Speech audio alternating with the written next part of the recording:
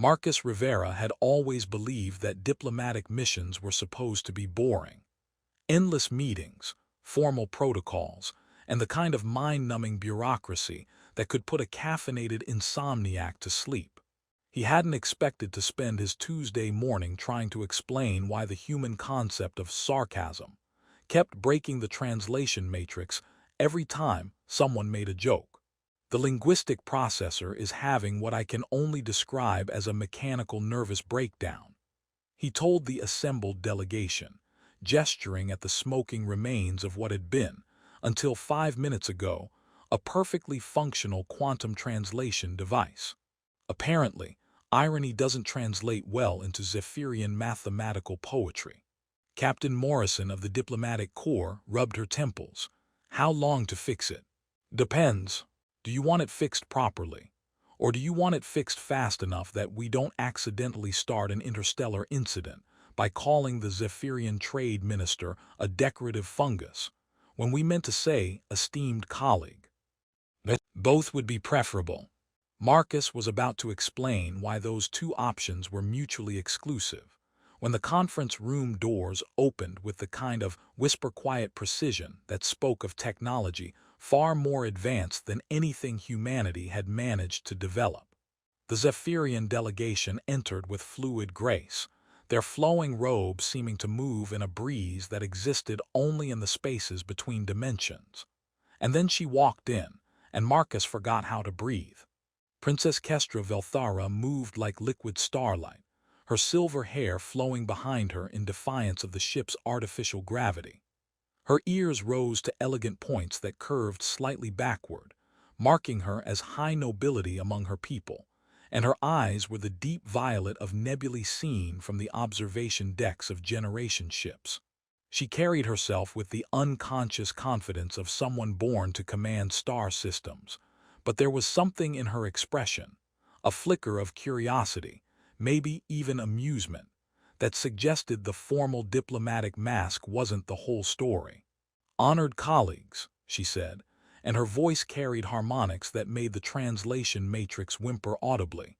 "I understand there have been technical difficulties with our communication systems." Marcus realized he was staring and forced himself to focus on the sparking remains of his equipment. "Just a minor calibration issue, Your Highness. Nothing that can't be resolved with some creative engineering and a complete disregard for manufacturer warranties." Princess Kestra tilted her head, a gesture that was somehow both regal and endearingly curious. "You make humor in the face of technological failure. This is a common human trait." "Common as gravity," Marcus replied, then winced as the translation matrix made a sound like a dying whale, which, judging by that reaction, doesn't translate well either. "Perhaps," the princess said, and Marcus could swear he caught a hint of a smile at the corners of her mouth, "we might discuss this technical challenge in more detail. I have some experience with quantum linguistic matrices." Captain Morrison looked relieved. "That would be extremely helpful, Your Highness. Mr. Rivera, you'll coordinate with Princess Kestra to resolve the translation issues." Marcus nodded, trying to project professional competence while his brain was still processing the fact that he was about to spend extended time working with someone who looked like she'd stepped out of a fairy tale and could probably reduce him to component atoms with a thought. "Excellent," Princess Kestra said. "Shall we begin with the fundamental harmonic calibrations?" 2 hours later, Marcus was elbow-deep in quantum processors, trying not to think about how the princess had somehow made crawling around on the floor in formal diplomatic robes look graceful. She worked with tools that seemed to respond to her thoughts rather than her touch, and her understanding of the technology was so intuitive that Marcus found himself wondering if Zephyrians were part machine. "The linguistic matrix operates on 17 different dimensional frequencies," she explained, her hands weaving patterns in the air that caused circuit diagrams to appear in holographic displays. "Human languages exist primarily in linear temporal frameworks, while Zephyrian communication incorporates emotional resonance patterns that exist outside normal spacetime. So when I said the trade negotiations were going swimmingly, the system tried to translate that as. Marcus squinted at the readout, progressing in a manner consistent with aquatic propulsion through liquid mediums. Precisely. Your sarcasm created a harmonic dissonance that the Matrix interpreted as a request for literal swimming instructions. Marcus laughed, and the sound seemed to surprise the princess. You know, Your Highness, for someone whose people communicate through mathematical poetry, you have a pretty good grasp of human absurdity. Please call me Kestra, and I find human culture fascinating. You create meaning through contradiction, beauty through imperfection. It's. She paused, searching for the right words, refreshingly chaotic. Refreshingly chaotic, Marcus repeated. That might be the nicest thing anyone's ever said about humanity. Usually, we get recklessly unpredictable or catastrophically creative. Those as well, Kestra said solemnly, then smiled. A real smile this time, not the careful diplomatic expression she'd worn during the formal proceedings. But chaos can be beautiful, like supernovas or jazz music, or the way you repair technology by talking to it as if it were a temperamental pet. You notice that. It's difficult not to. You've been having what appears to be a therapeutic conversation with the primary processor for the last 10 minutes. Marcus felt heat rise in his cheeks. In my defense, positive reinforcement works better than percussive maintenance, usually. I think it's charming, Kestra said, and something in her tone made Marcus look up from the quantum circuits to find her watching him with an expression he couldn't quite read. My people tend to treat technology as an extension of our own consciousness. We've forgotten that sometimes machines, like people, respond better to kindness than commands. They worked in comfortable silence for a while, and Marcus found himself stealing glances at his unexpected partner. She was brilliant, obviously. Her understanding of the technology far exceeded his own, but there was something else. A loneliness, maybe, or a weariness that seemed at odds with her youth and position. "Can I ask you something?" he said finally, setting down his tools. "Of course. What's it like, being a princess, I mean? Having an entire star system depending on you for decisions that could affect billions of lives." Kestra's hand stilled on her work, and for a moment Marcus thought he'd overstepped some invisible boundary. Then she sighed, a sound that carried more weight than any formal pronouncement. "Heavy," she said simply. "Every choice I make ripples outward across space and time. Every word I speak in these negotiations could determine whether our peoples prosper together or drift apart into mutual isolation. I've been trained since childhood to consider the implications of every action, every relationship, every moment of personal desire that might conflict with duty." "That sounds exhausting." "It is." She looked at him directly, and Marcus saw something vulnerable in those violet eyes. "Sometimes I wonder what it would be like to make choices based purely on what I wanted, rather than what was best for the Zephyrian Empire." "What would you want?" Marcus asked softly. Kestra was quiet for so long that he thought she wasn't going to answer. When she finally spoke, her voice was barely above a whisper. "To explore, to learn, to see the universe not as territories to be governed, but as wonders to be discovered." She gestured at the quantum matrix they'd been repairing. "To work on projects like this, where the goal is understanding rather than political advantage." "Sounds like you'd make a good scientist." "Perhaps, but princesses don't get to be scientists. We get to be symbols and marriage partners and links in political chains that bind star systems together." There was something in her tone that made Marcus's chest tighten. "Marriage partners. The Crimson Nebula Consortium has proposed an alliance. Prince Valorian is." She searched for diplomatic phrasing. "A suitable match from a strategic perspective." Marcus felt an unexpected stab of something that might have been jealousy, which was ridiculous. He'd known Princess Kestra for all of 3 hours, and she was so far out of his league that they weren't even playing the same sport. "Congratulations," he managed. "Thank you," she replied, but there was no joy in her voice, only resignation. They finished the repairs in subdued quiet, their earlier easy camaraderie replaced by the weight of unspoken truths.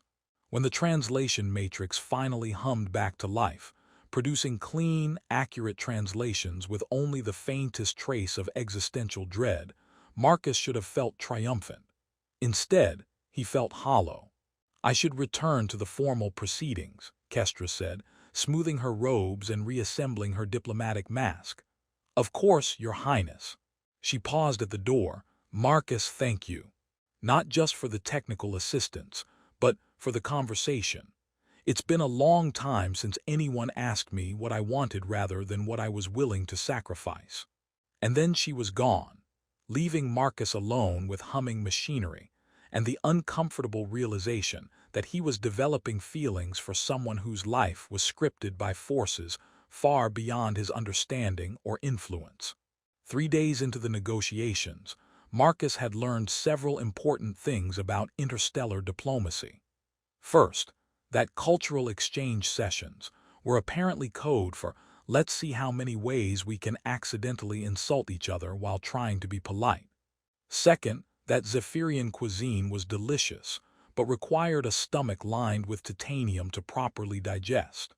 And third, that Princess Kestra had a laugh like wind chimes in a cosmic storm, and he was becoming dangerously addicted to the sound.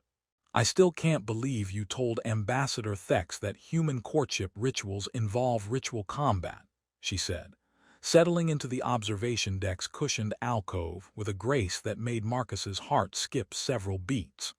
"In my defense," Marcus replied, floating a cup of tea across the small table using the microgravity generators, "I was trying to explain Earth's historical concept of jousting tournaments, and the translation matrix decided to interpret it as mandatory gladiatorial death matches for romantic supremacy."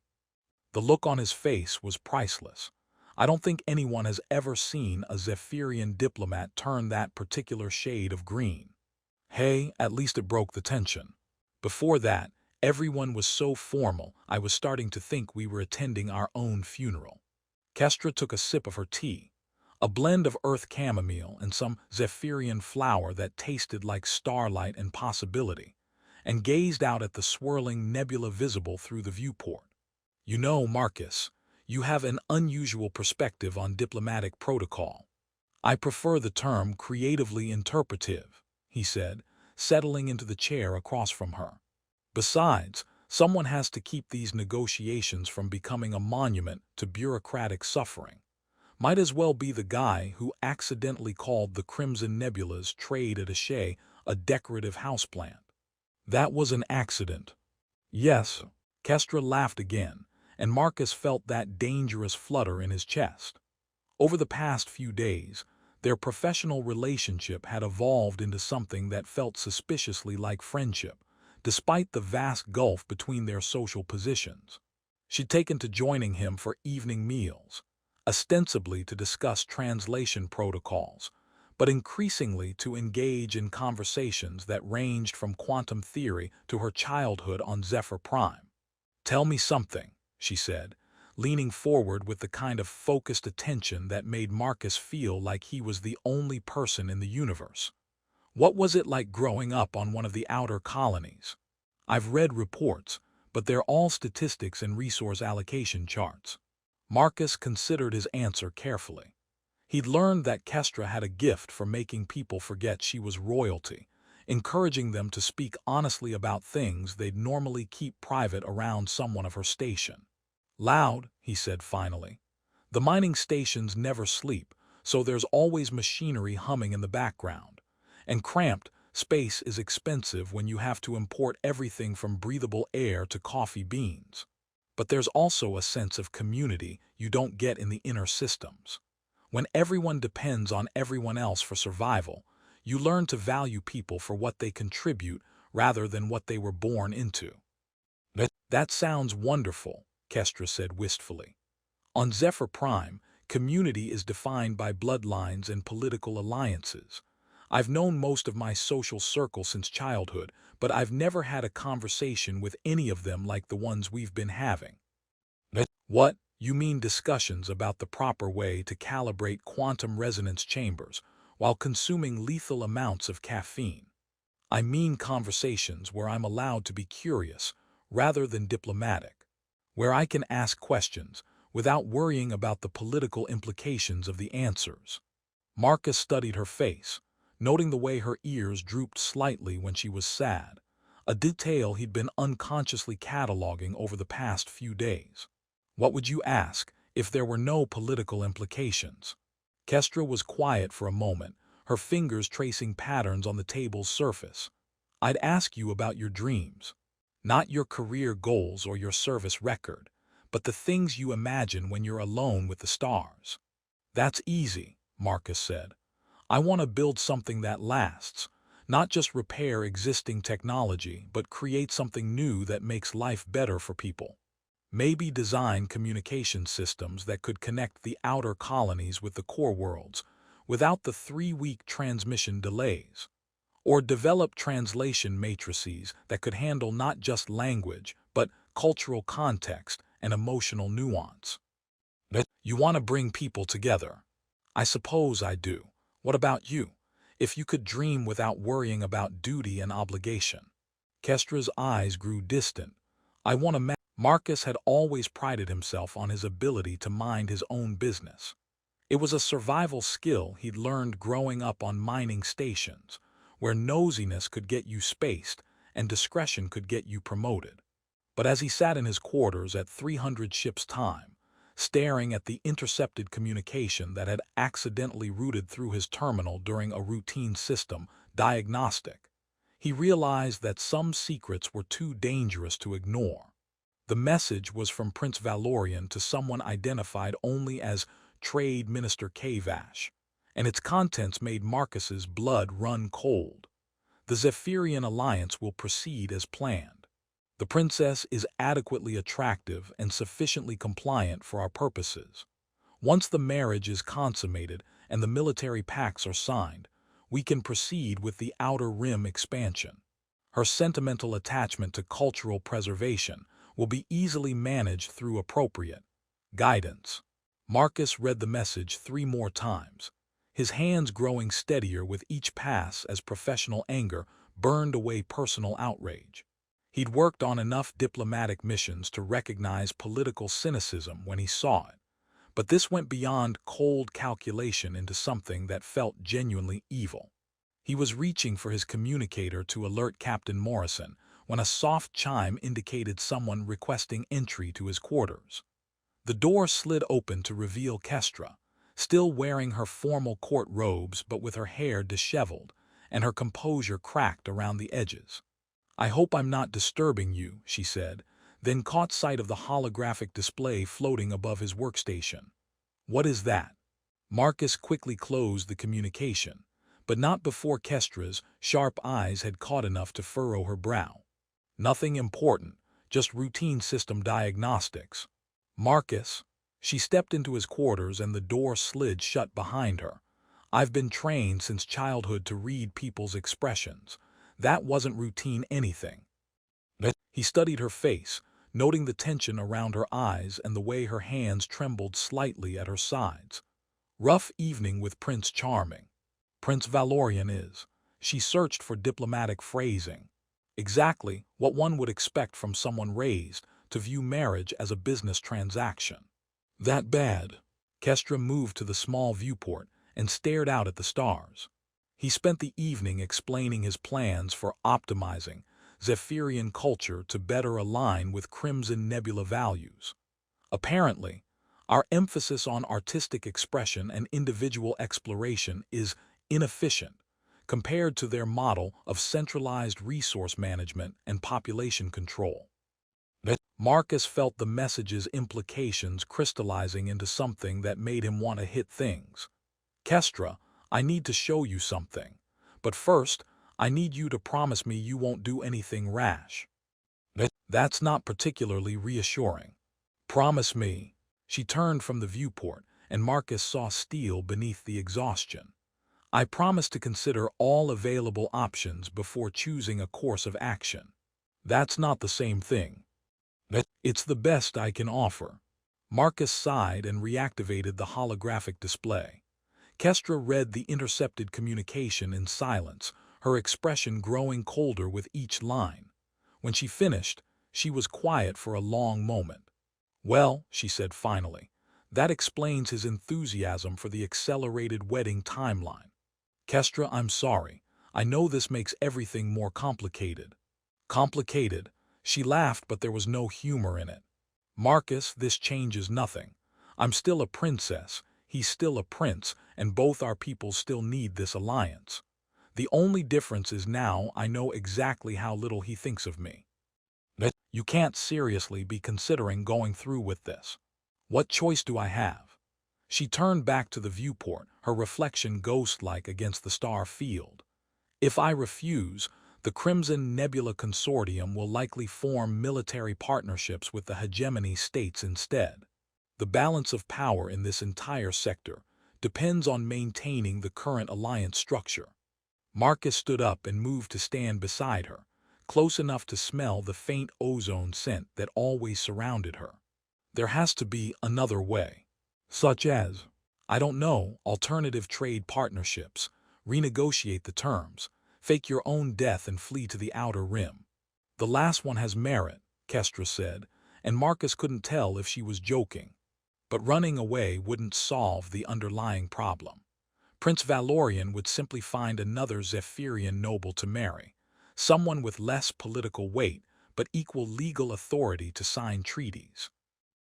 "So you're going to sacrifice yourself to save your people from someone who's already planning to manipulate and control them." "I'm going to do my duty," she said firmly, but Marcus could hear the exhaustion beneath the resolve. They stood in silence, watching distant stars wheel slowly past. Marcus found himself cataloging the moment. The way the starlight caught the silver threads in her hair, the steady rhythm of her breathing, the subtle energy field that made the air around her feel alive. In a few days, she'd be married to a man who saw her as a political asset, and these quiet conversations would become nothing but memory. "Can I ask you something?" he said finally. "Of course." "If you could choose anyone in the universe to marry, no political considerations, no treaty obligations, just pure personal preference, what would you look for?" Kestra was quiet for so long that Marcus thought she wasn't going to answer. When she finally spoke, her voice was barely above a whisper. "Someone who makes me laugh. Someone who sees problems as puzzles to be solved rather than obstacles to be endured. Someone who treats me like a person rather than a princess." She paused. "Someone who asks me what I want instead of telling me what I should be grateful for." Marcus felt something twist in his chest. That doesn't seem like too much to ask for. It is when you're born to be a political pawn. "You're not a pawn, Kestra. You're brilliant and kind and strong enough to carry the weight of an entire star system on your shoulders. Any man who can't see that doesn't deserve you." She turned to look at him, and Marcus saw something vulnerable in her expression. "Do you really believe that?" "I believe you deserve someone who loves you for who you are, not what you represent. And if that someone doesn't exist..." Marcus met her eyes directly, then the universe is poorer for it. They were standing very close now, and Marcus could feel the slight bioelectric field that surrounded all Zephyrians. It would be so easy to close the distance between them, to offer her the comfort of human contact, but he also knew that would only make everything harder for both of them. "I should return to my quarters," Kestra said softly. "The formal betrothal ceremony is tomorrow, and I need to prepare." "Of course." She moved toward the door, then paused. "Marcus, thank you for showing me the message, for listening, for..." She searched for words. "For seeing me as more than my title. Thank you for letting me." After she left, Marcus sat in his quarters for a long time, staring at the stars and trying to convince himself that he'd done the right thing. Kestra deserved to know the truth about her future husband, even if that knowledge only made her choice more painful. He was still awake when the ship's chronometer chimed 500 and the first shift change began. In 12 hours, The woman he'd fallen in love with would be formally engaged to marry someone who viewed her as a convenient asset to be managed and controlled. Marcus had always believed in accepting the things he couldn't change. But as he watched the sunrise of an alien star paint the observation deck in shades of gold and crimson, he found himself wondering if there were some things worth fighting impossible odds to protect. The grand assembly hall of the asterisk Aurora's dream had been transformed into something that belonged in a fairy tale rather than a diplomatic vessel.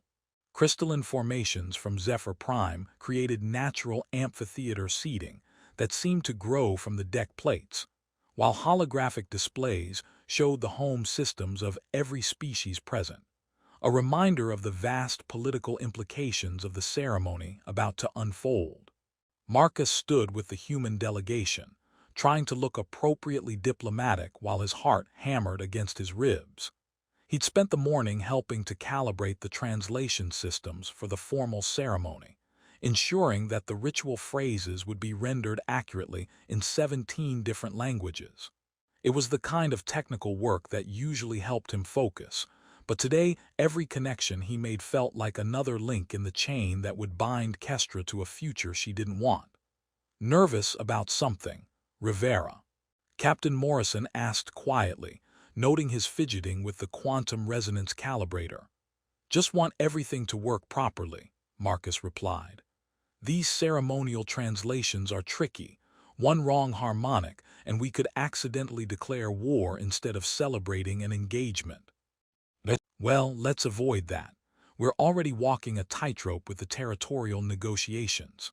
The assembly hall fell silent as the ceremony began. Prince Valorian entered first, resplendent in the crimson and gold regalia of his house, flanked by an honor guard that looked more like an occupation force than a wedding party.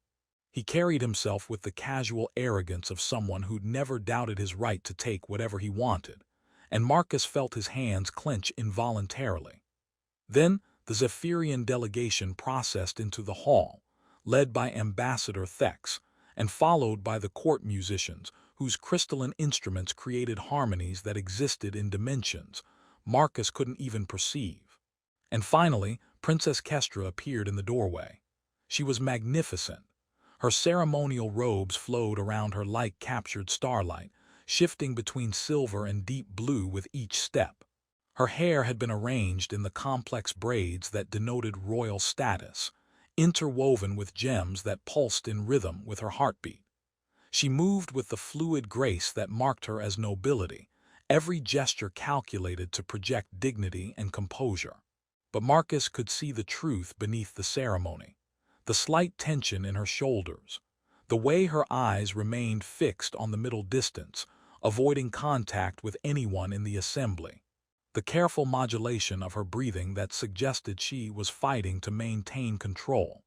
Ambassador Thex stepped forward to begin the formal proceedings, his voice carrying the weight of centuries of tradition. Honored representatives of the galactic community, we gather today to witness the joining of two great houses in alliance and matrimony. Prince Valorian of the Crimson Nebula Consortium and Princess Kestra Velthara of the Zephyrian Empire will pledge their commitment to each other and to the political stability of this sector. The ceremony proceeded through the ritual exchanges, formal declarations of intent, the presentation of ceremonial gifts, the recitation of genealogies that traced bloodlines back to the founding of both civilizations. Marcus found himself translating automatically, while his consciousness focused entirely on Kestra's face, memorizing every detail for the long years of regret that stretched ahead. And now, Ambassador Thex announced, Prince Valorian will make his formal proposal of marriage. Prince Valorian stepped forward, his smile radiating the confidence of someone who'd never been refused anything. Princess Kestra Velthara, I offer you the protection of my house, the strength of my fleets, and the honor of bearing my children. Will you accept my proposal and bind our peoples together in glorious alliance? The translation matrix rendered his words into the flowery language of diplomatic protocol, but Marcus could hear the underlying arrogance in the original Crimson Nebula dialect. Not an offer but a demand, dressed in ceremonial courtesy. Kestra stood in silence for a moment that stretched like eternity. When she spoke, her voice carried to every corner of the assembly hall. "I accept the honor you offer, Prince Valorian, and pledge myself to—" "Wait!"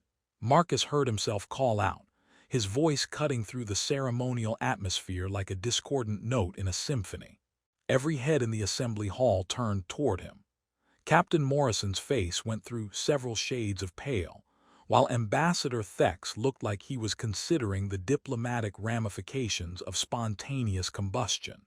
Prince Valorian's expression shifted from confusion to outrage, and the various alien delegates began murmuring in their respective languages.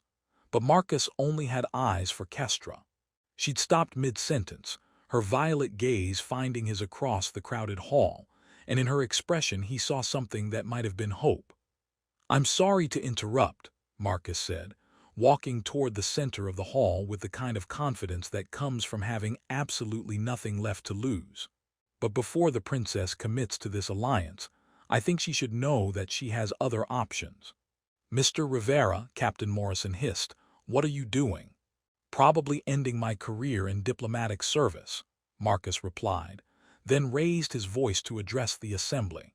"Your Highness, you said you wanted someone who would see you as a person rather than a political asset. Someone who would ask what you want instead of telling you what you should be grateful for." Prince Valorian stepped forward, his hand moving to the ceremonial blade at his belt. "This human dares to interrupt sacred proceedings. Guards." "Let him speak," Kestra said quietly, but her words carried absolute authority. Marcus took a deep breath and looked directly at her. "Princess Kestra Velthara, brilliant scientist, lover of impossible puzzles, the only person I've ever met who can make quantum mechanics sound like poetry. If you're taking alternative proposals, then marry me." The silence that followed was so complete that Marcus could hear the hum of the ship's engines through the deck plates. He'd meant it as a grand romantic gesture, but as the words hung in the air, he realized how it must sound to the assembled dignitaries. A junior communications technician from the outer colonies proposing marriage to the heir of a star-spanning empire, in front of representatives from dozens of species, during a ceremony that had been planned for months. It was exactly the kind of catastrophically inappropriate gesture that would normally make him cringe with embarrassment. Instead, he found himself grinning, because at least he'd finally said what he'd been thinking. Prince Valorian's face had gone through several interesting color changes. "This is intolerable. Guards, remove this." "I wish." Kestra's voice was barely above a whisper, but in the absolute silence of the assembly hall, everyone heard her.